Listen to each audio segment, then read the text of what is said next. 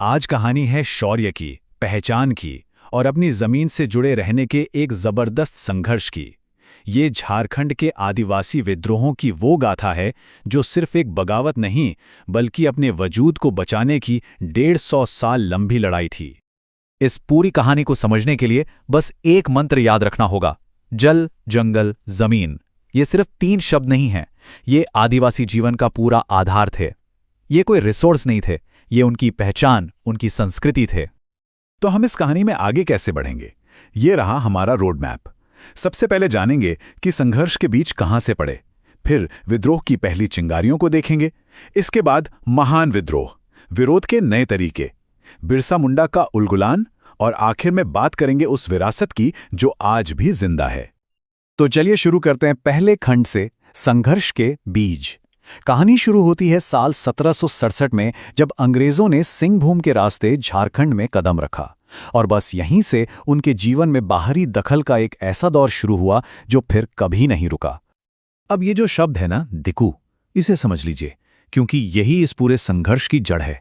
दिकू मतलब बाहरी शोषक, वो अंग्रेज अफसर, वो जमींदार और वो साहूकार जिनकी एक ही रणनीति थी, ज्यादा ब्याज पर कर्ज दो और जब चुका ना पाए तो जमीन हड़प लो।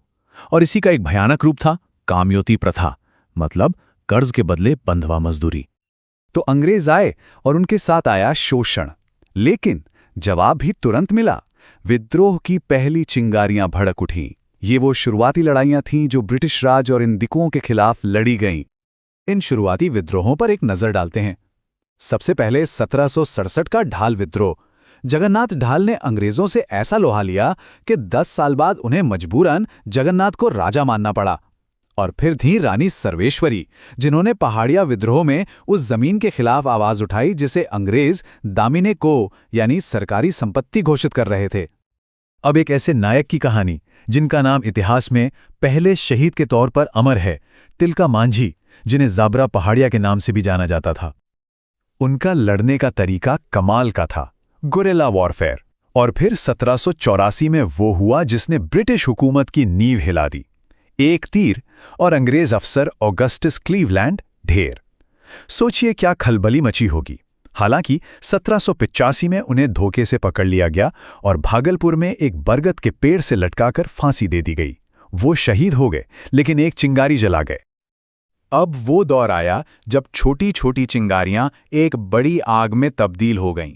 अब लड़ाई बिखरी हुई नहीं, बल्कि बड़े पैमाने पर संगठित हो रही थी। अब बात 1831 के कोल विद्रोह की। इसे झारखंड का पहला वेल ऑर्गेनाइज्ड विद्रोह माना जाता है। बुद्धू भगत और सिंगराय मानकी के नेतृत्व में ये विद्रोह पूरे छोटा नागपुर में फैल गया। इसकी गंभीरता का अंदाजा इस बात से लगाइए कि अंग्रेजों ने बुद्धू भगत के सिर पर 1000 रुपए का इनाम रखा था। जरा सोचिए उस जमाने में ये कितनी बड़ी रकम होगी। इसके ठीक बाद हुआ भूमिज विद्रोह। और मजे की बात देखिए, अंग्रेज इसे क्या कहते थे? गंगा नारायण का हंगामा। जैसे कोई छोटी मोटी बात हो, पर यह हंगामा नहीं, गंगा नारायण सिंह के नेतृत्व में एक जबरदस्त विद्रोह था। और फिर 1857 की क्रांति से भी 2 साल पहले 1855 में एक नारा गूंजा जिसने आजादी की लड़ाई को एक नई दिशा दी। अबुआ दिशोम अबुआ राज, मतलब हमारा देश हमारा शासन। ये संथाल हुल की पुकार थी और ये मांग थी पूरी आजादी की। इस विद्रोह की कमान थी 4 भाइयों के हाथ में, सिद्धू, कान्हू, चांद और भैरव। उनका नारा था, करो या मरो, अंग्रेजों हमारी माटी छोड़ो। 30 जून को यह विद्रोह शुरू हुआ था और ये इतना अहम है कि आज भी इस दिन को हूल दिवस के तौर पर याद किया जाता है। अब तक लड़ाई हथियारों से लड़ी जा रही थी, लेकिन इन बड़े विद्रोहों के बाद तरीका बदला। अब लड़ाई का मैदान हथियार नहीं, बल्कि अदालतें और समाज बन रहे थे। ये प्रतिरोध का एक नया अध्याय था। यहां पर ना हमें 2 अलग अलग रास्ते दिखते हैं। एक तरफ था सरदारी आंदोलन। ये 40 साल तक चली एक अहिंसक कानूनी लड़ाई थी जो याचिकाओं के जरिए खुटकट्टी जमीन वापस पाने के लिए लड़ी गई। और पता है, इसी आंदोलन ने बिरसा मुंडा के उलगुलान की जमीन तैयार की। वहीं दूसरी तरफ था खरवार आंदोलन, जो शुरू तो एक सामाजिक सुधार के तौर पर हुआ, लेकिन जल्द ही टैक्स न देने के आह्वान के साथ राजनीतिक हो गया। और अब हम पहुंचते हैं इस कहानी के शिखर पर, बिरसा मुंडा का महान उलगुलान। ये सिर्फ एक विद्रोह नहीं था, ये संप्रभुता के लिए आखिरी सबसे ताकतवर आवाज थी, जिसका नेतृत्व एक ऐसे इंसान ने किया जिन्हें लोग भगवान का दर्जा देते थे। वो शख्स जिन्हें लोग धरती आबा यानी धरती का पिता कहते थे, बिरसा मुंडा। वो सिर्फ एक क्रांतिकारी नहीं थे, उन्होंने बिरसाइत पंथ की स्थापना की और उलगुलान यानी महान हलचल का नेतृत्व किया, जिसका एक ही मकसद था, ब्रिटिश राज का अंत। आज उनका जन्मदिन 15 नवंबर पूरे देश में जनजातीय गौरव दिवस के रूप में मनाया जाता है। उनकी स्ट्रैटेजी देखिए, कितनी सोची समझी थी।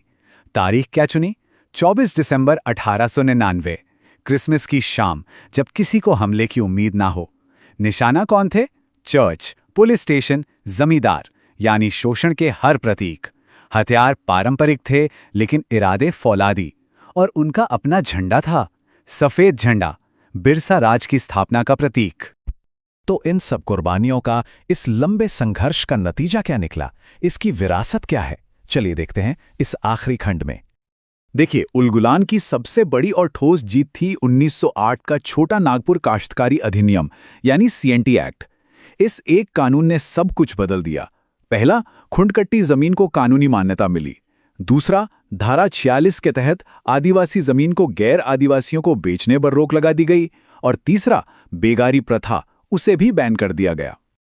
और इस कहानी की आखिरी कड़ी थी टाना भगत आंदोलन। और इसमें एक बहुत ही दिलचस्प बात है, 1914 में जतरा भगत के नेतृत्व में शुरू हुआ ये आंदोलन पूरी तरह से अहिंसक और गांधीवादी था। और ये तब हुआ जब गांधी जी भारत में सक्रिय भी नहीं हुए थे। तो चलिए एक नज़र में इस पूरी यात्रा को फिर से देख लेते हैं। 1767 में ढाल विद्रोह से शुरुआत हुई। 1785 में तिलका मांझी शहीद हुए। 1831 में पहला संगठित कोल विद्रोह हुआ। 1855 में महान संथाल हूल। 1899 में बिरसा मुंडा का उलगुलान। और अंत में 1908 में मिला ऐतिहासिक CNT एक्ट। तो याद रखने वाली बात यह है कि ये बस कुछ छोटी मोटी स्थानीय लड़ाइयां नहीं थी। ये तो भारतीय स्वतंत्रता संग्राम की नींव के वो पत्थर थे जिनकी कहानी जमीन, पहचान और हक की लड़ाई पर टिकी है। तो जल, जंगल, जमीन के संघर्ष से CNT एक्ट जैसे सुरक्षा कानून तो बन गए, पर एक सवाल आज भी खड़ा है। आज के दौर में जब हर तरफ औद्योगिकरण और विकास की बात हो रही है, इन कानूनों की क्या अहमियत है? ये एक ऐसा सवाल है जिसका जवाब आज भी उतना ही जरूरी है।